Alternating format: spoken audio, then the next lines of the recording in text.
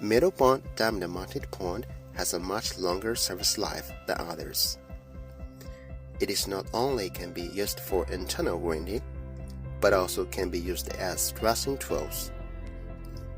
In today's video, Mr. Brian Zhao is gonna show you how these particular diamond tools are produced by a rough raw material.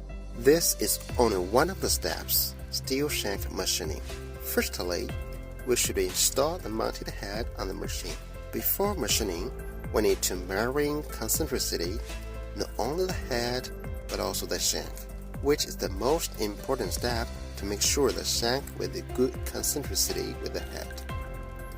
Now you know why a small mounted pond still takes a lot of time and effort to produce. We take care of each abrasive products, which makes good quality tools.